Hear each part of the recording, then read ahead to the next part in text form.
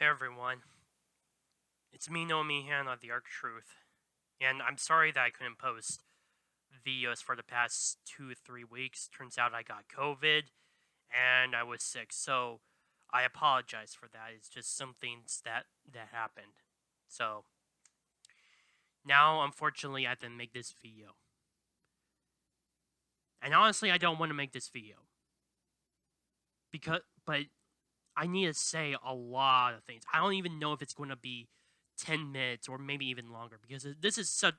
I need to say a lot of words about this, about the fall of Afghanistan, about the fall of Kabul.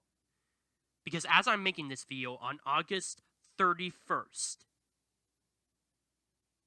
the Taliban have control of almost the entire country. There are some places where there's resistance from Afghan soldiers in the I don't know how to pronounce it, the Peshawar province. It's pretty close to Kabul itself, but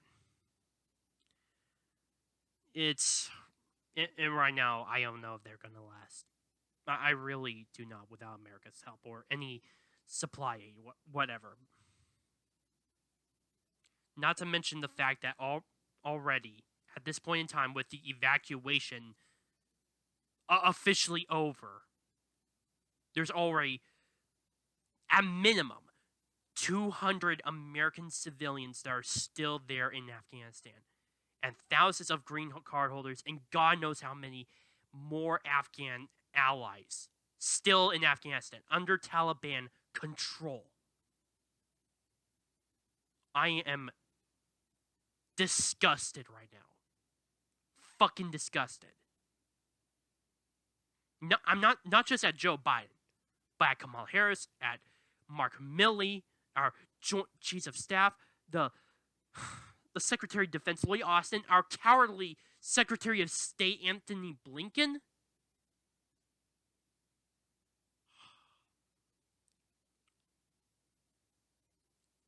Everything that went wrong in Afghanistan. People compare it, even in the mainstream media, as the fall, similar to the fall of Saigon. No, this was not the fall of Saigon. It was fucking worse than the fall of Saigon. At least in the fall of Saigon, the South Vietnamese army put up a much more decent fight. At least there was a 2-year period for us to withdraw troops from Vietnam. I would say that there was at least some kind of success, especially with how we evacuate as many South Vietnamese citizens as possible because of the communists trying to overrun South Vietnam. I see nothing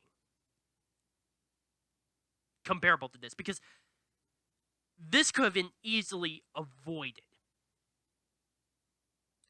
if Biden had stuck to the May 1st agreement that Donald Trump made. Here's the thing that a lot of people do not understand about the May 1st agreement.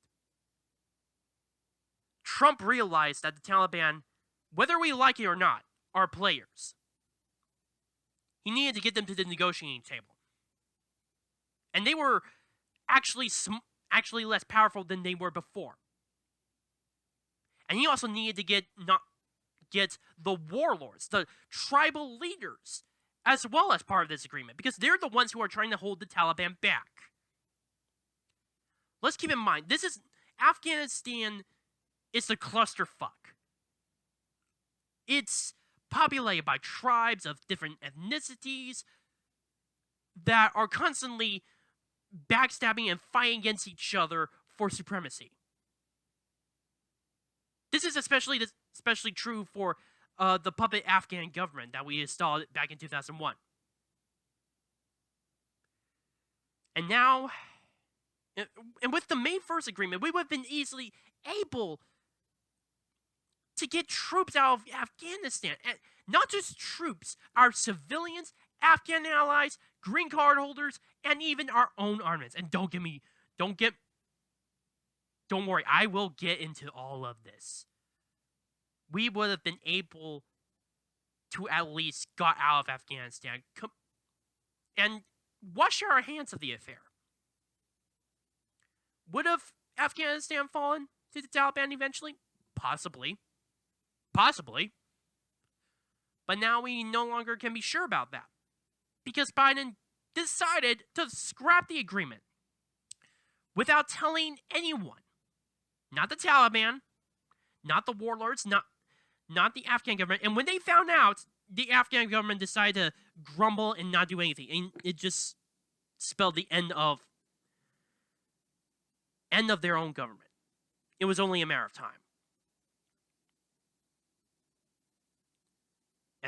And Biden decided he wanted to have a symbolic victory. He decided he wanted to move it up to September 11th. Now, in his address about saying that the war in Afghanistan is over, he said it was August 31st. But if you look back, he said September 11th. Then he eventually changed the date to August 31st when Afghanistan decided to turn to shit. This is all the leaders, and this is why Afghanistan fell so quickly. In 1 fucking week.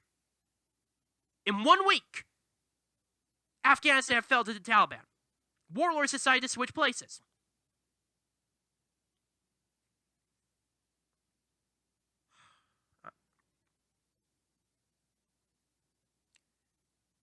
And Biden, he didn't even order a strategic withdrawal into Kabul. He didn't bring the armaments with him, with the U.S. military, when we could have. He decided to leave it all there, saying, "Oh, the Afghans are going to, or the Afghan military is going to, have it all to themselves anyway, and blah blah blah." That bullshit. Jeez, I cannot stand this guy, especially when I recall the videos from July 8th saying that there is no way that it is unlikely that the Afghanistan would fall to the Taliban. I cannot believe that man.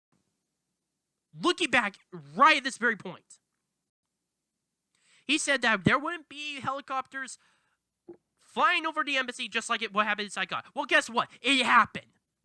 It happened exactly like Saigon in that case.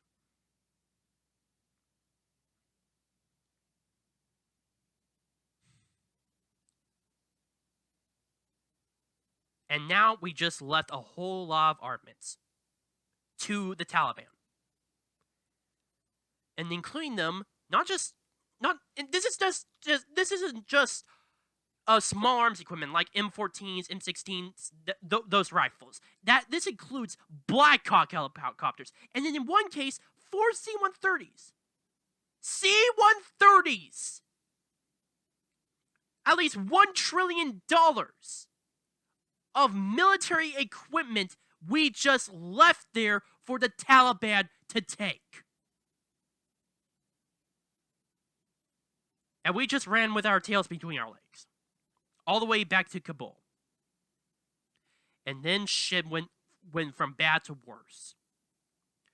Because now, civilians, our own people, were originally told that it was unlikely that the Taliban would take over. But then in 1 week, at minimum, the Taliban managed to do just that.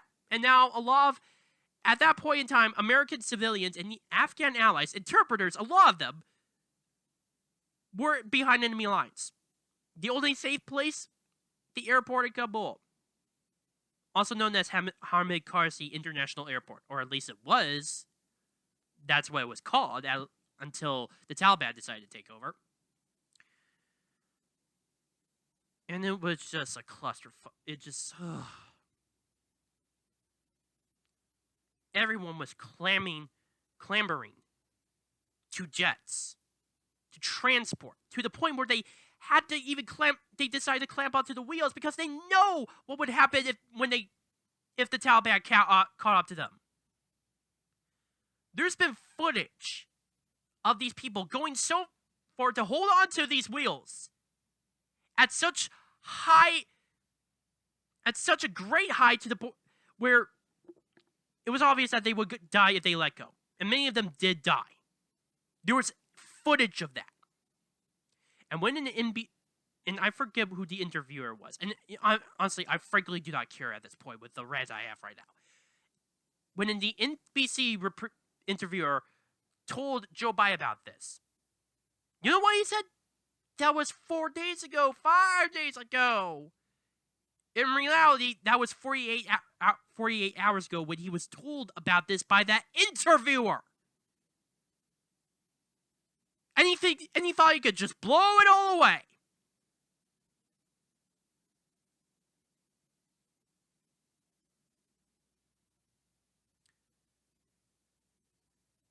What else? What other sins has this man committed? Oh yeah. He completely deflects the fact that he bears any responsibility for this. Oh, he claims that the buck stops here. But in reality, in his constant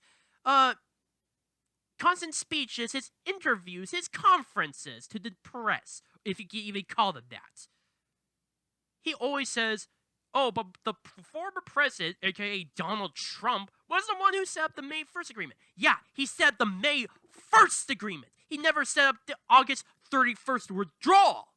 That was on you, Biden. But no, go on. Claim Orange Man bad. This bullshit. It's all you've ever thought of. I mean, after all, that's partly the reason why I think that you honestly got rid of the May 1st agreement. Because it had Trump's name. He would have claimed credit for ending America's longest war in Afghanistan. He would have gotten that credit, and you were like, screw this. I'm 100% bet that's the case. I'm willing to bet that it was because of this man's pride that we lost the war. Over 2,000 men dead. $2 trillion spent. God knows how many civilians or Afghan army members died in this conflict. And all of that was in vain, thanks to this man. When I have kids, when I have grandkids, I will, when they specifically tell me, how did we lose the war in Afghanistan, Grandpa? I will look up Joe Biden's picture, and I will point out to them and say, this man caused us to lose the war. I will 100% do that. I don't care. I don't care if he's an old man or not. I don't care if he has dementia. It's pretty obvious he does, and he's in cognitive decline. I mean, after all, he's been constantly away from the press. He's even been on so many long weekends to Delaware or Camp David. Whenever he's trying to deal with, whenever the situation with Afghanistan is brought up, what does he do? He goes on vacation to Afghanistan. I'm sorry, not Afghanistan, although I wish that was the case. Delaware or Camp David. Be in his bunk ground, licking that nice vanilla ice cream.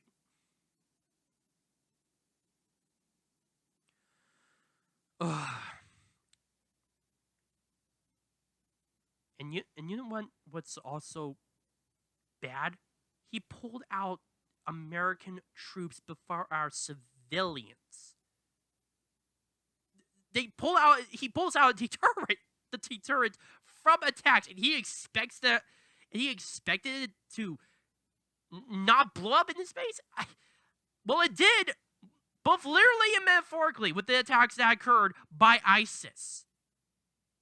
Over 100 Afghan civilians died at the Kabul airport, and 13 American troops that didn't need to die died there. That blood is on his hands. There is no excuse for what this man has done. None whatsoever. No one can bullshit me on this. No one can say, oh, this was all Donald Trump's fault.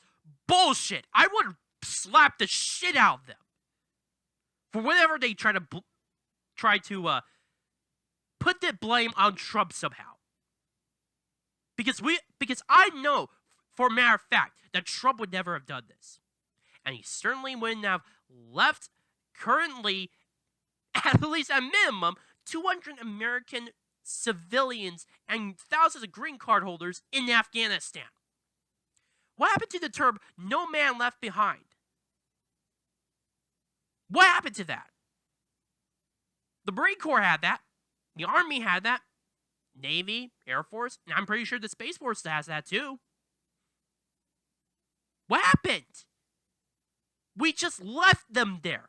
Oh, and Jen Psaki and Joe Biden are like, oh, we're trying to figure out a way. We tried to contact them, blah, blah, blah, blah, blah, blah, blah, blah, blah, blah, and say that they could get, if they want to get out, we will get them out. And you know what the worst thing about that is? They decide to leave without them. Anyway, they decide to leave without them anyway. Despite the fact that in the NBC interview, Joe Biden promised that he wouldn't leave any American behind, even if that meant going beyond the August 31st deadline. And he violated that. How can we call this man a president? How can we call this man a leader? He has done nothing but fuck up every single time. Everything that he has done has turned to shit. And what does he do? Tries to put the blame on anyone else but himself. Fall of Afghanistan? He says that wasn't... We knew that this was going to happen, even though he said earlier on July 8th, oh, it's very unlikely that the Taliban are going to take over Afghanistan because there are 300,000 Afghan soldiers. And yet many of them surrendered quickly. I cannot... don't get me wrong, I agree with him to some extent that the Afghan army were spineless, but I cannot say that entirely for the Afghan National Army. Like the Commandos, for example, who actually, if you looked it up, while they did encompass at least 7% of the entire Afghan army, they actually did most of the fighting.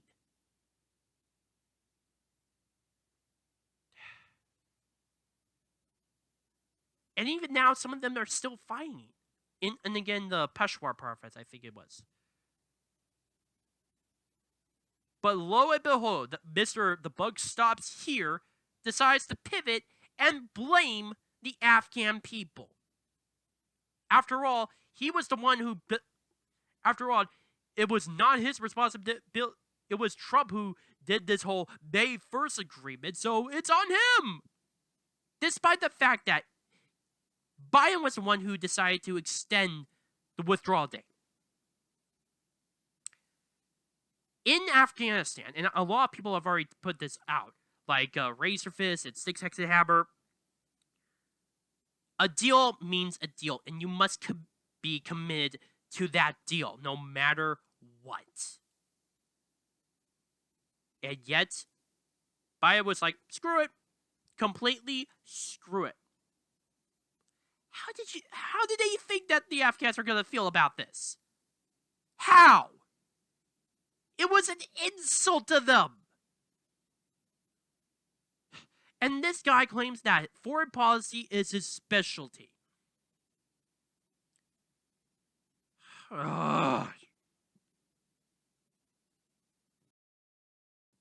This was a fuck up. And now I'm hearing reports, not just 200 American civilians are still there who are potentially going to be bargaining chips. Not even the thousands of strand of green card holders in Afghanistan, or even the Afghan allies we left behind. But we've also left behind 51 service dogs, as I heard, who served alongside our U.S. military, and we just left them there, apparently.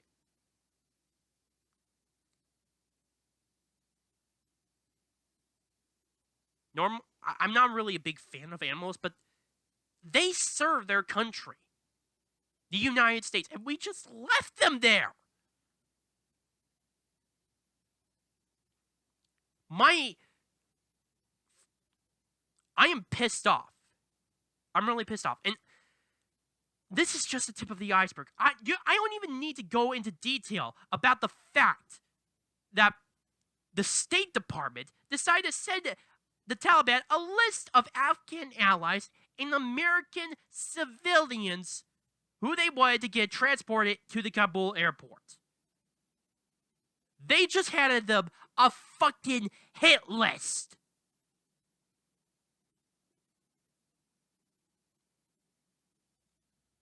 And Joe Biden didn't even deny that. He did not deny that. If that is not treason, I do not know what it is. Because last time I recall, the Taliban are our enemy. Even during the evacuation, they are our enemy. And the Biden regime decided, we'll just give them a list, thinking that the Taliban will honor their word. Unbelievable. I'm pretty certain that Biden has condemned so many people to their deaths, American and Afghan alike. And on the final note about specifically out of Afghanistan, I need to also mention the drone strikes that occurred as a response to 13 dead U.S. troops. Oh, then again, I also have to talk about how Biden reacted to when they came to Dover Air Force Base. According to the Biden regime, there were 2 airstrikes that killed ISIS leaders, or as they call them, ISIS-K. You know what? But you know what? I'm not going to use that term. I'm going to call them as they truly are, ISIS. But do I believe them? That they managed to kill ISIS leaders? No. I honestly do not believe that.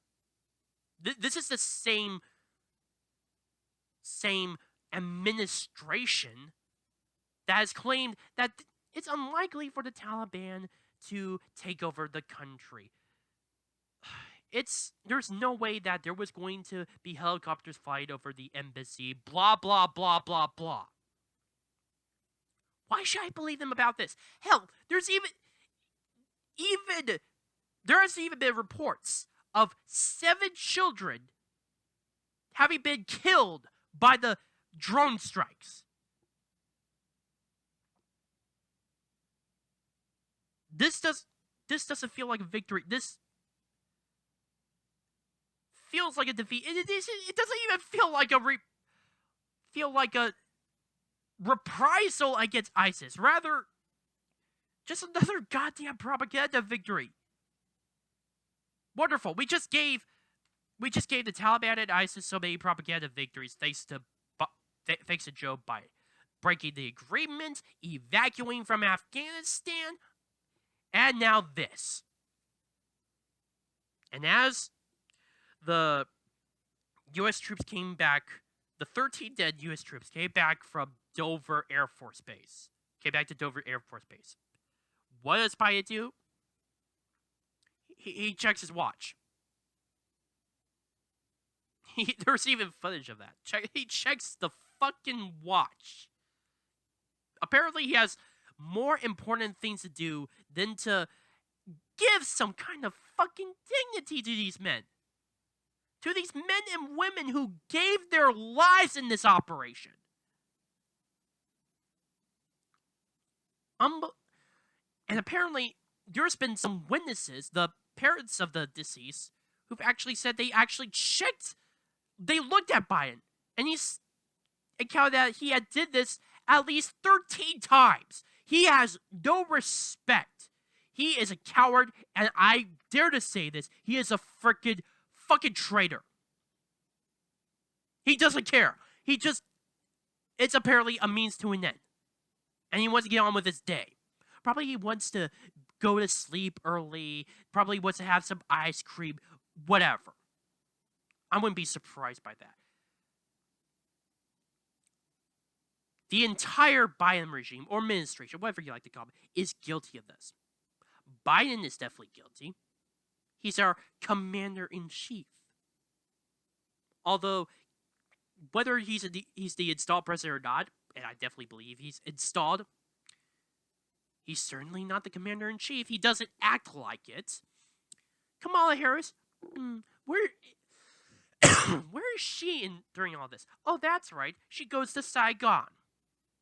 The last place that you should be. the say of a reminder of America's worst defeat until Kabul. And then Secretary of State Anthony Blinken. God, his name is so freaking pathetic. There's a lot of jokes to make about that. He negotiates with the Taliban. It just sucks up to them, making concessions after concessions. Lloyd Austin and General Milley, both of them were responsible for this scenario. Were supposed to be part of the evacuation, or well, at least were a part of the planning stages for the evacuation, which should have happened months ago. But no, they just decided to do it right then and there in August when everything went to shit. Or well, July and August when everything went to shit. But yeah, oh my god, it just pisses me off. They all deserve to be removed. Impeached, resigned, I don't care. They all had their hands on this. General Milley also, and of course Lloyd Austin. I have to also mention this. General Milley, Mr. White Rage. He's more focused on dealing with this quote-unquote white supremacy problem in the military than actual enemies like the Taliban. Again, same with Lloyd Austin. And they basically confirmed along with everyone else, like the State Department, that they cannot get people, our own civilians, all of them, out of Afghanistan. But Biden nonetheless takes this as a victory parade, saying that they got 90% of the people who want out of Afghanistan out. What about the 10%? Instead of 90, it should have been 100%, all of them out. I don't care. This is a failure. Even if it's 99.99%, it's a failure. But no, he's having a victory parade with his speech today, say he got 90% now. Oh my god, I want to punch him. I really do. I'm sorry by my rambling. It's just, this situation just pisses me off, and I think a lot of people feel the same about this. There is at least one good thing that's come out of the evacuation of Afghanistan. I'm pretty sure a lot of people have heard it as well. A operation known as Operation Pineapple Express. Now, this operation was actually engineered by retired veterans who managed to get 650 Afghan allies out of Afghanistan before the deadline. Retired veterans managed to do this. Go behind enemy lines, get these people out, including their families, and gain them to safety. Those are heroes right there.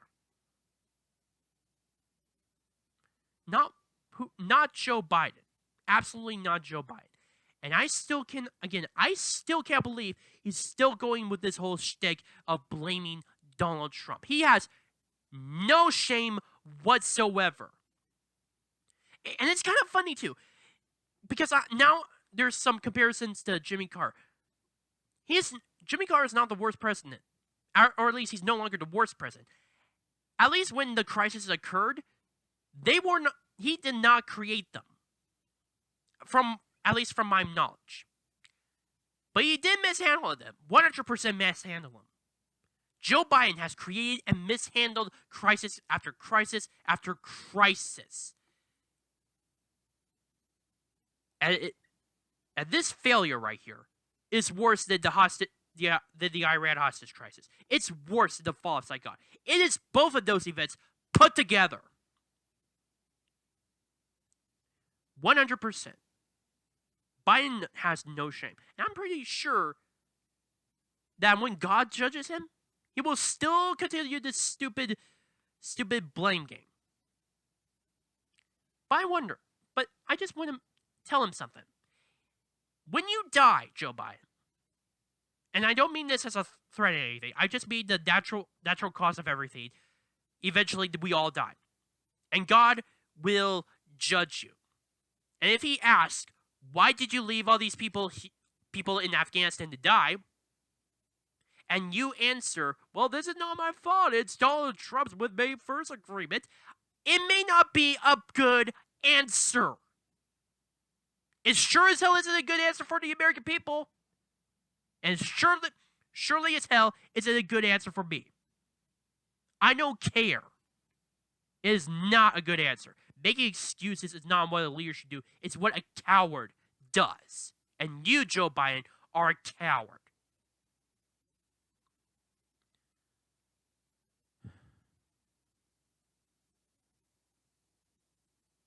I'm sorry if I made this rant such a long rant of over 3 minutes, but I just need to get this out there. I'm pretty sure everyone, or at least a huge majority of the American people, agrees with me when it comes to my rant on Afghanistan. That this was mishandled so badly, and it shouldn't have happened this way in the first place. It really should have. This will go down as the worst military disaster in U.S. history. Worse than Saigon, worse than anything before. Kabul has actually become worse than Saigon. It has become worse than the Iran hostage crisis. It's become worse than so many military defeats in the past that America's fought. I only hope that somehow, because of all of this, Joe Biden and the many members of his cabinet either resign, get impeached, or be removed some way, like through the 25th Amendment. I don't know if that's going to happen. In fact, I'm more lead on very unlikely, but I can only dream, especially as there's major cause for him and many other cabinet members to do so. My name is Noah Meehan on the Arc of Truth, and Biden can go fuck himself.